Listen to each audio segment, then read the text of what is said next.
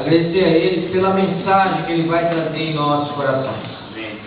E eu queria que você comigo pudesse estar atento a essa mensagem, para chegar nessa mensagem, nesse dia. Para mim, foi muito difícil, porque situações aconteceram nesse dia em que me fez refletir nesse texto, enquanto pensava eu em que ministrar após o ocorrido nessa manhã. Então, o Senhor me fez lembrar dessa parábola, dessa história que tem um profundo ensinamento de Jesus. Queria que você abrisse comigo, por favor, Lucas, o Evangelho segundo Lucas, capítulo 12. Evangelho segundo Lucas, capítulo 12, versículo 13 ao versículo 21.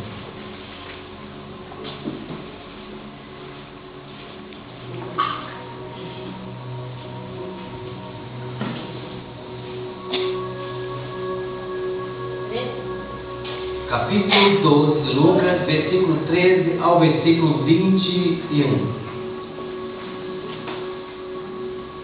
A palavra do Senhor, através dos escritos do evangelista Lucas, registrando esse momento, essa conversa de Jesus, assim nos diz: neste ponto, neste momento, um homem que estava no meio da multidão lhe falou: Mestre, ordena ao meu irmão que reparta comigo a herança. Mas Jesus lhe respondeu: Homem, quem me constituiu juiz ou partidor entre vós? Então, porquanto, uma conclusão em que Jesus vai colocar dizendo: então, lhe recomendou: tende cuidado e guardai-vos de toda e qualquer avareza, porque a vida de um homem não consiste na abundância dos bens que ele possui. E lhes proferiu ainda uma parábola e disse: o campo de um homem rico produziu com abundância, e arrazoava consigo mesmo, dizendo: que farei, pois não tenho onde recolher os meus frutos? E disse: farei então isto: destruirei os meus celeiros antigos, reconstruirei então maiores, e aí recolherei todo o meu produto e todos os meus bens. Então, contudo, há uma conclusão agora e é um ensinamento profundo de Jesus nesses versículos próximos, dizendo: então direi à minha alma: tens em depósito muito bem para muitos anos, descansa, come, bebe e regalia-te. Mas Deus disse: louco, esta noite te pedirão a tua morte, esta noite você vai morrer, e o que tens preparado, para quem será? Assim é o que tem tesouro para si mesmo e não é rico para com Deus. Querido Espírito Santo, te entrego mais esse momento, meus lábios, meu entendimento, a minha vida, para que meus irmãos, juntamente comigo, possamos crescer no conhecimento e na graça que já foi registrado pelo teu evangelista Lucas e que hoje está a caminho do teu reino. Obrigado, Pai. Amém.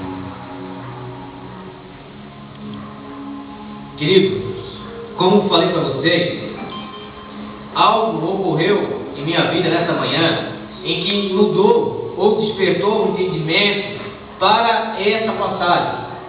Estava eu levando minha filha hoje pela manhã até o colégio. E no cruzamento, então, em que nós passamos ali algumas vezes, olhei rapidamente para os dois lados, diminuindo a velocidade do carro, porém não vi ninguém e fui atravessar. Nesse momento, então, atropelei uma jovem. Então, houve todo a gravar dessa manhã, de poder ajudar aquela moça, de poder chamar os médicos, paramédicos, e então auxiliar aquele momento tão difícil que foi. No momento em que tudo foi resolvido, eu pude levar aquela jovem até ali a policlínica, e conversando com ela, ela declarou que era uma menina, era uma jovem desviada do caminho de Deus. Então eu pude falar para ela: nossa, então quer dizer que você tem que ser atropelada para que uma pessoa guiada por Deus venha falar que você precisa voltar para Deus, porque a vida é um fio muito tênue e que você pode perder ela. E ela então pode concluir: olha, eu moro com a minha tia e meu tio também são desviados. Então naquele momento eu pude perceber, no momento difícil, no momento terrível daquele acidente, algo direcionado para uma evangelização. E tive uma responsabilidade muito maior que qualquer homem nessa terra. Porque quando me perguntaram, quando eu estava fazendo o boletim de ocorrência, qual era a sua função? E eu disse: eu sou auxiliar do pastor. E ele perguntou: qual é a igreja que você trabalha? Então eu digo: na Igreja Batista Evangélica. E eu tive que engolir seco, porque a minha responsabilidade era maior que qualquer outro homem nessa face da terra. Porque sou representante de Deus. Sou aquele que tem que praticar a palavra de Deus. E pude fazer tudo de uma maneira que pudesse, então, haver o perdão da parte daquela moça. Eu devo ter perguntado mais 10 vezes para ela se ela me perdoava, porque realmente não tinha visto ela. Foi uma cegueira momentânea. Quando então, passando esse momento, finalizando todos os trâmites legais, burocráticos, eu meditando que Senhor leva para a tua igreja, para que ela possa meditar, o Senhor então me fez lembrar dessa palavra, em que a essência dessa palavra é algo muito importante em nossas vidas. É algo que não precisamos sofrer acidentes para então meditar, mas sim precisamos estar atentos que a nossa vida existe algo de importância, não somente aqui e agora, mas existe algo posterior à vida, que é a morte quando chegar. E o que nós queremos trazer a vocês era algo em que Jesus estava tentando trazer aquele homem, aquele povo que estava seguindo ele. Nós temos aqui um texto que envolve algumas questões culturais, algumas questões judaicas, em que Jesus agora vai modificar nos seus ensinamentos. Falar de riquezas entre os judeus era dizer que quem era rico era muito abençoado por Deus. Então, quando o povo olhava para um homem rico, ele dizia: esse então tem muitas dádivas de Deus. E Jó comprova isso, dizendo no final do seu livro: tudo aquilo que ele tinha, Deus o deu em dobro. A grande questão é a natureza da riqueza. Da onde ela vem? Será que tudo o que aqueles homens ricos possuíam seria realmente uma maneira honesta? Um homem, quando ouviu a palavra do Senhor, um menino, dessa altura provavelmente, menor do que eu, claro, Zaqueu, quando ele ouve a mensagem do Senhor, automaticamente ele sabe que a sua riqueza foi uma maneira não honesta. E ele diz ao Senhor: Senhor, se eu tenho roubado, defraudado alguém, eu restituirei 4 vezes mais. Isto demonstra que no meio social judaico, as riquezas muitas das vezes não eram de uma maneira honesta. Paulo, quando ele trata do assunto das finanças, quando ele trata do assunto de riqueza, ele vai trazer uma alerta para nós, como ele trouxe então para Timóteo. Ele diz: Timóteo, saiba que o amor, queridos, paixão, Algo que você cultiva, amor ao dinheiro. É a raiz de todos os males. E nessa cobiça, nesse amor pela riqueza, nesse amor pelas coisas desse mundo, muitos se desviam da fé. E se tem transpassado, sentindo dores em sua alma, a si mesmos. Ou seja, ele tem já na sua alma a terrível sensação da tormenta eterna que vai seguir a ele. Paulo vai trazer e Jesus vai quebrar o conceito do amor ao dinheiro. Por que então Jesus está usando essa parábola? Porque Jesus agora vai quebrar conceitos, paradigmas. Jesus agora vai quebrar aquele pensamento social que acabamos de falar, da riqueza. Que nós acabamos de dizer para você que quem era rico era muito próspero. Só que Jesus, sempre que ele vai trazer os ensinos, ele vai trazer a essência do coração do Pai. Quando ele, vou antecipar aqui um pouquinho da pregação de domingo, quando ele é questionado sobre o casamento, ele não entra na onda, no paradigma, no conceito social judaico. Ele agora leva o coração do Pai e diz assim: o que diz no princípio, o que diz lá no começo. Porventura não diz então que deixará o pai e a mãe e se unirá a sua mulher, os dois serão então uma só carne. Ele leva sempre os seus ensinos ao princípio da essência do coração do Pai. Sempre. Quando ele é interrogado por esse homem, porque esse homem queria a sua parte na herança, irmãos, uma coisa natural.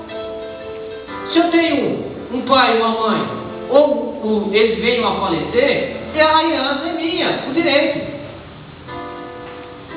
E Jesus agora, com uma sabedoria divina, ele aproveita a situação para trazer algo profundamente espiritual a esse homem. Esse homem vai a Jesus e diz: Senhor, o Senhor tem autoridade aqui. O Senhor carrega sobre si muitas pessoas não seguem, porque o Senhor tem autoridade. Faça então com que o meu irmão compreenda na sua autoridade, na sua palavra, a me dar o direito que é meu, a me dar a minha riqueza, a me dar o meu dinheiro, a me dar minhas propriedades. É uma coisa simples que nós hoje faríamos naturalmente. Só que Jesus agora vai declarar a função que ele não poderia efetuar naquele momento. Jesus, quando veio à terra, ele já declara no princípio que ele não veio julgar a terra, mas ele veio salvar a terra. E quando fala terra, é salvar os seres humanos, a coroa da criação, porque a coroa da criação se distanciou tanto de Deus, que Deus olha para Jerusalém, olha para os seus e diz que pareciam ovelhas sem pastores, mas Deus tinha falado muitas vezes através das bocas dos profetas. Mas os homens, a nação, estava com as duas orelhas fechadas. Isaías já profetizou, já tinha falado. Eles ouviam a palavra, mas não entendiam. Eles viam os milagres, mas não compreendiam. Ou seja, além dessa profecia ter na sua totalidade, no seu contexto, na sua vida, ele agora transborda, passa isso à frente, aí direciona para Jesus, porque o povo também, na época de Jesus, estava assim. E Jesus vai já dizer que as suas palavras por parábolas, os seus ensinamentos, é porque o povo ainda não queria entender a profundidade espiritual de Deus, não queriam se entregar às coisas de Deus. tinha uma capa religiosa. Se você vai ler um pouquinho antes, no capítulo 11 de Lucas, você vai ver que Jesus está conversando com a parte política religiosa da época, os fariseus. Ele está ali já soltando lenha em cima deles. Por quê? Porque eles tinham um conceito muito externos. Eram homens religiosos, viviam nas esquinas, com seus rostos realmente demonstrando que estavam em jejum e oração.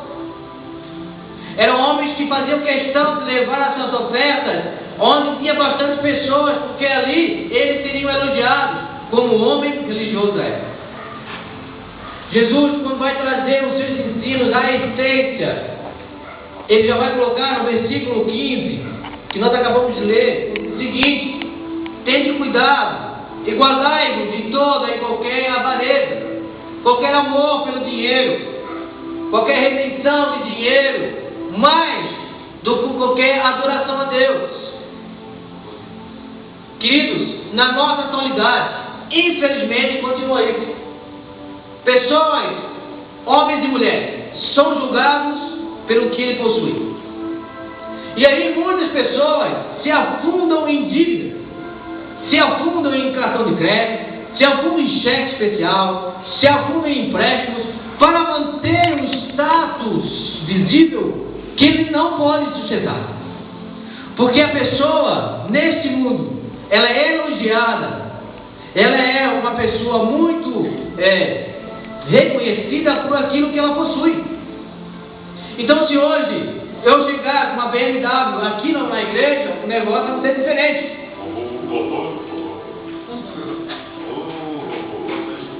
Todo mundo queria dar uma voltinha comigo, mas eu chego com o meu cone, cara, e ninguém quer. Só Cícero às vezes, né? Nosso irmão que mora aqui perto, digo, olha uma caroninha. Mas se fosse a BMW, se fosse uma Ferrari. Não, pode ficar bom que minha família. A bolinha econômica. Queridos, infelizmente, pastores têm entrado nisso. Pastores têm colocado pessoas em cargos, não pelos seus dons, não pelo seu desejo, seu amor pela obra, muitas das vezes, mas pelo valor dos seus dízimos e pelo valor das suas ofertas. Muitos recebem cargos honrosos, sentam nas cadeiras. Por quê? Porque o seu status é bom, o seu dinheiro é melhor ainda, e as ofertas é bem cheias. E o Senhor Jesus já estava ensinando há 2000 anos atrás: guardai-vos, cuidado com a avareza, com o dinheiro. Ele tem o poder de conquistar você. Como é isso, irmão? Como ocorre isso? É simples. Percebam no nosso meio, no meio cristão, quando uma pessoa começa a ser próspera. Você já notou que ela não tem mais tempo para vir na igreja? Porque agora ela tem que aproveitar os seus bens materiais. Então, o seu carro do ano, eu tenho que viajar, eu tenho então que passear os meus parentes e mostrar meu carro. Então, a minha casa de praia, a minha viagem de avião, eu vou ter que curtir, porque senão vai ser destruído. E entra numa questão que vai se desviando da fé, como diz Paulo: o amor ao dinheiro. Porque você quer curtir aquilo que você quer seu, aquilo que você comprou. E nós faríamos isso também. Não podemos ser hipócritas. Porque se eu compro uma televisão de 42 polegadas e eu vou mentira, eu quero ficar lá assistindo o filme. Eu quero sentar e curtir a minha sala de estar. Não é diferente? E o culto pode estar bombando, mas eu quero ficar em casa assistindo o meu Robert Tita. Que coisa terrível nós somos. O Senhor já está orientando a nós. E creio que Ele tem orientado há séculos, porque muitas pessoas pregaram sobre esse texto. Cuide. Por quê? Porque o cuidado e o guardar de toda a avareza é um cuidado. Porque ele vem trazer o princípio agora, versículo 15 ainda, porque a vida de um homem não consiste na abundância de bens que ele possui. Jesus quebra agora o conceito judaico. E ele direciona agora aos pobres. Porque enquanto o rico era conhecido como um homem muito próximo de Deus, muito abençoado, o pobre não tanto. Ele não era tão abençoado, porque não tinha riqueza. Veja o contraste social. Então quem era pobre não era tão abençoado por Deus. E o rico? Muito abençoado por Deus. Quando Jesus vai ensinar, daqui a pouco, no capítulo 16, ele vai quebrar novamente esse conceito usando duas figuras. Um homem rico e Lázaro. E ele especifica Lázaro, o pobre mendigo, que ficava na sua porta, da porta do rico, comendo o quê? As migalhas. Jesus agora vai no profundo da situação social, de riqueza e pobreza, e vai direcionar agora cada um deles para um local espiritual pós-morte. O rico, que vai simbolizar aquele homem rico, supostamente abençoado pela sociedade, abençoado por Deus, né, na vida social, ele é direcionado a um lugar de tormento. O menino, o Lázaro, é conduzido pelos anjos. Olha que maravilha! Os anjos conduz ele ao lado de Abraão. Jesus agora vai trazer um ensinamento muito mais profundo do que esse aqui, no capítulo 16. Tem um vibrador. Queridos, prestem atenção. A vida de um homem não consiste na abundância do bem que ele possui. Possui então o quê? O que se baseia, Senhor, se não é na riqueza? Se não é aquilo que o Senhor nos prospera? O que se baseia a vida de um homem então? Ele vai fazer o quê? Vai contar uma história. Vai começar a contar uma história. Para quê? Para aqueles homens que estavam ouvindo ele pudessem entender que o princípio da vida não eram bens materiais. Que o princípio de um homem abençoado por Deus não é o que ele possui, mas o que ele tem dentro de si. Vamos perceber? Ele vai dizer o seguinte: havia um homem que tinha um campo, então produziu uma abundância. Mas ele começou a se questionar: o que farei? Pois eu não tenho onde recolher todo esse meu fruto. Ou seja, eu fui abençoado por Deus. As minhas colheitas estão bombando. Os caras já estão vindo aqui na minha frente fazer cotação na minha frente para ver quem dá mais. Eu escolho o preço. Está bombando aqui. Vou ganhar muito dinheiro. O problema é que naquela época ninguém se confiava em banco. Não tinha. Aonde ele ia guardar todo esse dinheiro? Aonde ele ia guardar todos os frutos colhidos? Então, ele chegou numa conclusão dizendo: olha, vou fazer o seguinte, já que eu tenho muito dinheiro, vou ganhar muito mais ainda. Eu vou destruir os meus celeiros, onde eu guardo as cepas, as plantas, tudo aquilo que eu plantei, vou guardar ali, vou destruir, vou reconstruir outros maiores ainda. Tudo bem. É algo normal no meio do empresário, do agricultor. É normal. Quando o negócio começa a prosperar, ele tem que destruir e erguer outro maior. Aquele que cria 10 galinhas, quando ele começar a criar 50, o negócio não vai dar mais. Ele vai ter que crescer o negócio ali, o ambiente. Aquele que criava 10 porcos, ele vai ter que aumentar, porque se botar 50 porcos num espaço muito pequenininho, haja catinga. O fedor é grande. Ele tem que aumentar. Algo normal de um empresário. Porém,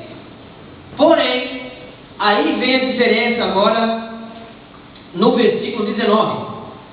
Esse homem da palavra de Jesus, ele diz assim: então direi a quem? A minha alma.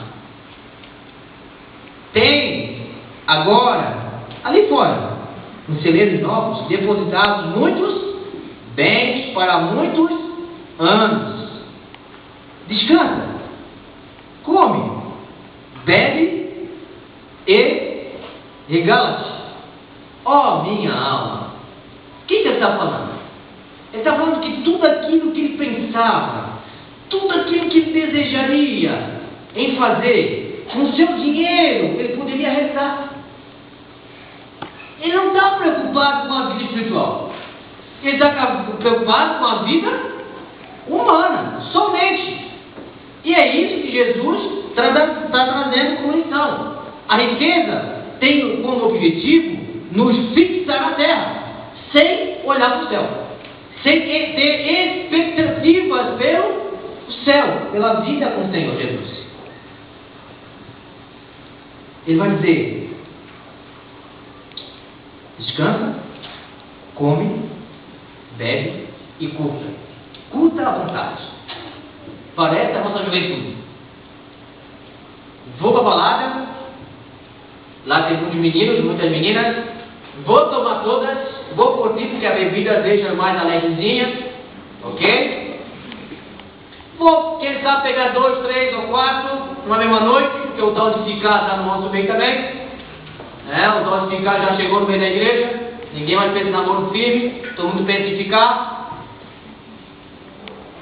Vou então aproveitar a vida. Quem sabe vou usar uma droga, porque eu fico bem mais agitado, bem mais doidão, bem mais alegre. Quem sabe um êxtase. Quem sabe um comprimidinho, que é o êxtase do amor, que o cara fica todo apaixonado. Ele vê o cachorrinho e se apaixona, é capaz de pegar até na boca com essa droga. Quem sabe quer ficar eufórico e quer ver bichinho na sua cabeça, ele vai pro crack, na primeira fumada ele já fica doido, já vê até dinossauros correndo atrás dele, fica bem doido. Ele tem que se esconder porque a polícia está atrás dele. Ele começa então no seu subconsciente a curtir a vida. Porque a sua expectativa não é para o mundo espiritual. A sua expectativa é para o mundo físico. É para o aqui e agora. E se nós entrarmos nesse conceito social, queridos, isso é um conceito social também no nosso meio. Ninguém se escapa disso. Somente aquele que tem o entendimento bíblico vai entender que a vida não é somente aqui e agora, mas é uma possibilidade após a morte. E isso muitas pessoas não querem ouvir tanto nos seus ouvidos. Por quê?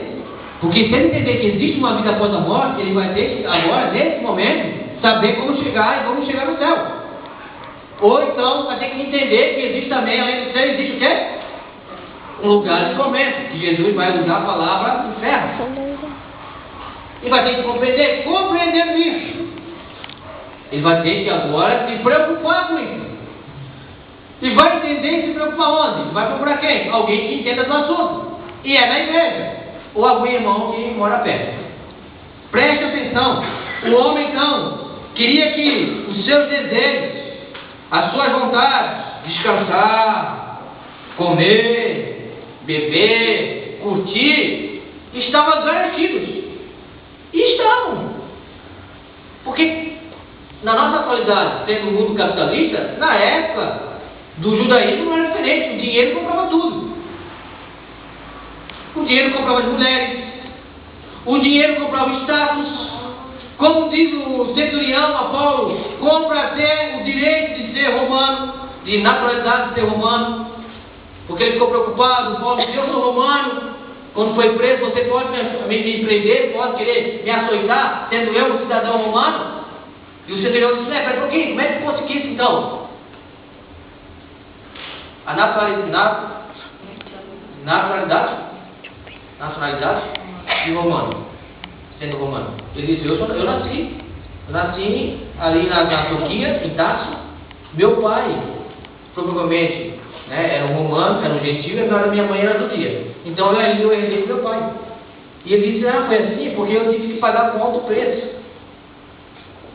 Então o dinheiro continua sendo aquele que compra muitas coisas nesse mundo. Porém, o que o Senhor vai dizer agora é algo muito sério. É algo que você e eu devemos refletir a cada dia em que nós abrimos nossos olhos. Ele vai dizer a esse homem louco: louco. Esta noite te pedirão a tua alma e o que tens preparado para quem será. Pensa você, reflita você agora, como eu pude refletir nesse dia, se aquela moça ali tivesse morrido. E é isso que eu falei para ela. A vida é um fio muito sensível que pode ser rompido pela morte.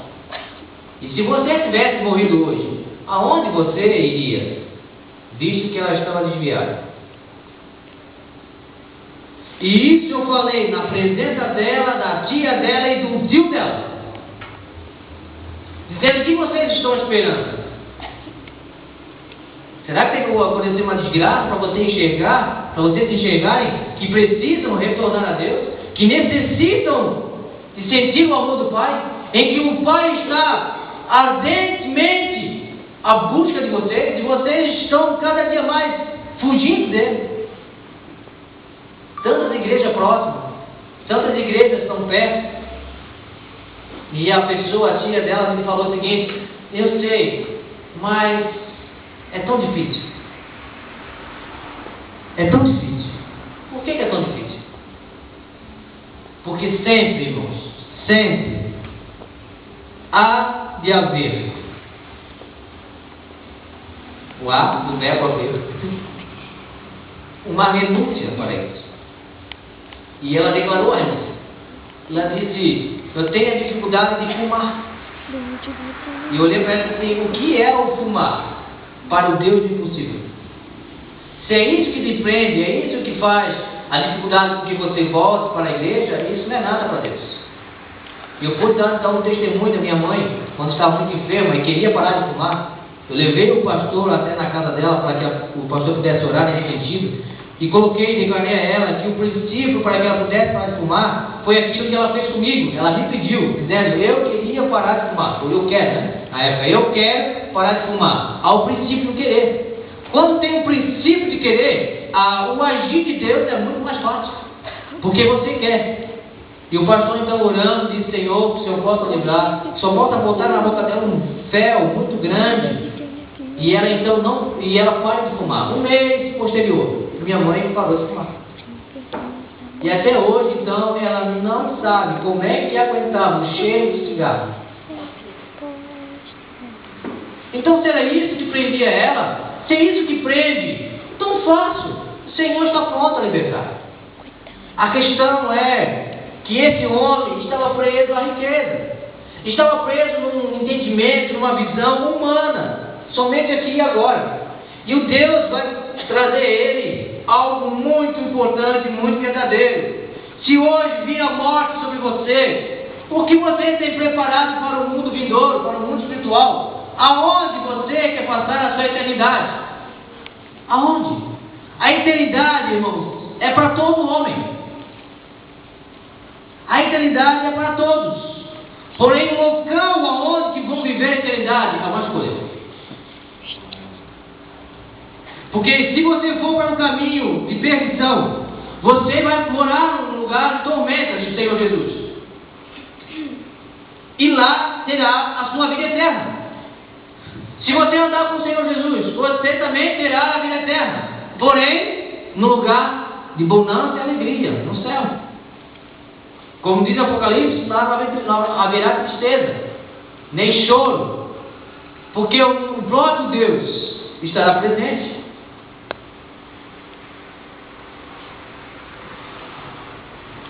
Assim, 21, é o que entesoura para si mesmo e não é rico para com Deus. Querido, a cada vez que você vier a praticar uma ação no reino, e essa ação no reino pode ser uma oração de intercessão, essa ação no reino pode ser uma ajuda a uma pessoa que está necessitada, pode ser uma ajuda de alimento, pode ser uma ajuda na igreja, pode ser um evangelismo, pode ter várias outras funções no reino. Cada vez que você assim o fizer, você está plantando riquezas no céu. Buscai primeiro o reino de Deus e a sua justiça. As outras as outras vêm naturalmente. As outras vêm naturalmente.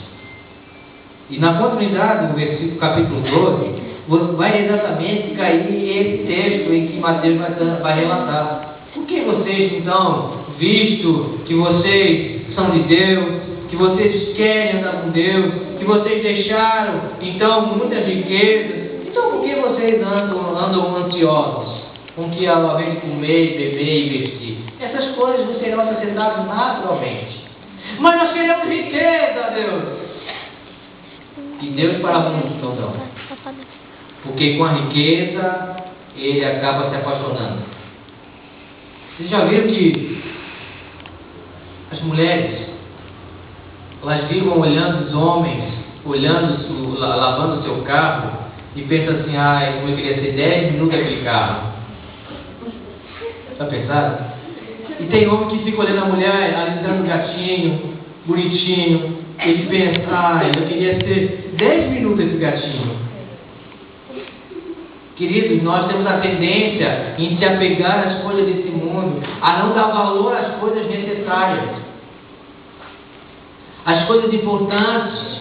A coisa maior importante que eu pude aprender na minha vida não é aqui e agora. O que eu aprendi de mais importante é as coisas de Deus. E pelas coisas de Deus eu tenho lutado por muitas coisas. Eu tenho deixado de curtir a minha vida segundo o conceito social, segundo o conceito da nossa sociedade. Eu tenho deixado de fazer muitas coisas que para o meio social é até normal. E aí muitas das vezes me chamam até de fanático. Daí na igreja, domingo, cara, à noite, vem aqui assistir o futebol comigo. Vem aqui na festa comigo. A minha filha fica até brava, porque eu não deixo às vezes ela ir na festa ao domingo, porque eu trago ela para a igreja. Claro que não tem maturidade suficiente para entender que isso é o melhor. Mas eu tenho, porque eu aprendi isso do Senhor. E no decorrer da minha vida eu tive que largar muitas coisas. Eu tinha um futuro muito promissor, irmão, dentro das artes marciais. Minha esposa ali é testemunha. Poderia hoje estar junto com um amigo meu, que também continuou nas artes marciais. Poderia ter um futuro muito bom. A nossa igreja, tem um menino ali que luta judô, está em São Paulo estudando lá, participando de muitos torneios, tá realmente muito bom na área. Mas não é porque eu larguei que eu vou obrigar ele a largar também. Porque o Senhor chama a pessoa de maneira diferente e age nele de uma maneira diferente. Hoje estou eu como ministro da palavra do Senhor. E outros meus amigos continuam praticando as artes marciais. Quem ganhou? Tendo o entendimento que eu tenho hoje, eu ganhei. Porque aquilo que estou fazendo é para a riqueza dos céus. Eu queria que você entendesse esse princípio. Eu queria que você realmente depositasse os seus esforços naquilo que é a palavra de Deus. Naquilo que Ele está lhe chamando para fazer para Ele. Então, se você deixar um pouco a sua esposa, deixar um pouco o seu esposo, deixar um pouquinho a sua casa, a sua zona de conforto, a sua televisão, deixar a sua internet, o seu cinema, a sua praia, para se dedicar às coisas de Deus, você está juntando tesouros nos céus. Quando então o Senhor permitir com que a morte vir sobre você, você então estará o seu galardão garantido lá. Amém, queridos? Que você possa sair daqui convicto que o maior tesouro está na sua mão. A palavra de Deus. É a pérola escondida que o Senhor em Mateus capítulo 13 vai falar. Em que o homem vende tudo que tem para comprar aquela pérola. Isso é o valor do reino. E é isso que o Senhor nessa noite quer que você entenda. O valor da vida espiritual. A vida que muitas pessoas não querem. E ficam com a visão como esse homem tinha da parábola. Aqui e agora. Como diz Paulo, comamos e bebemos, porque amanhã morreremos. Filosofia grega. E Paulo vai trazer que isso não é o fim. E que o fim é o Senhor na glória. Amém, querido? Querida? Que o Senhor possa abençoar você, possa derramar realmente bênçãos, entendimento, e vitórias. Vamos orar? Pai, nós queremos te agradecer, Senhor Deus, por seja qual o caminho, Senhor Deus, que nós percorremos, seja as situações que nós estamos vivendo, Senhor Deus, o Senhor está conosco. O Senhor tem nos ensinado, Deus, mesmo nos momentos tão difíceis, mesmo nos momentos de tormenta psicológica, de sofrimento, Deus, da nossa alma, de sofrimento, Senhor Deus, que tanto tem nos angustiado, mesmo nesse momento, o Senhor tem nos ensinado, tem trazido pessoas para falar a nós, tem trazido mensagem ao nosso coração, Senhor. Obrigado, querido Deus, por mais essa noite, tão diferente de ontem, Senhor Deus, e que não sabemos como será o amanhã, mas nessa noite, Senhor, o Senhor fala nos nossos corações. O Senhor nos ensinou, Deus, o princípio do reino, o cuidado, Deus, com as coisas tuas, Senhor Deus, mais do que as coisas aqui na terra. Deus, nós queremos agradecer, porque se o Senhor ainda não tem nos entregado riqueza, é porque quando o Senhor olha para o nosso coração, vê ainda, Deus, o perigo que a riqueza pode vir a trazer a nós. Como diz Paulo, pode até nos desviar da fé. E nós não queremos isso. Nós queremos te servir com um coração simples, amando a Ti sobre todas as coisas, esforçando-nos para isso. Obrigado, querido. Obrigado, Senhor. Ajuda-nos, Senhor Deus, a Te amar cada vez mais e mais, Senhor. Ajuda-nos. Nós te pedimos, Senhor Deus, agradecemos por tudo, em nome de Jesus. Amém. Amém. Podemos sentar aqui. Peraí. Au! Busca primeiro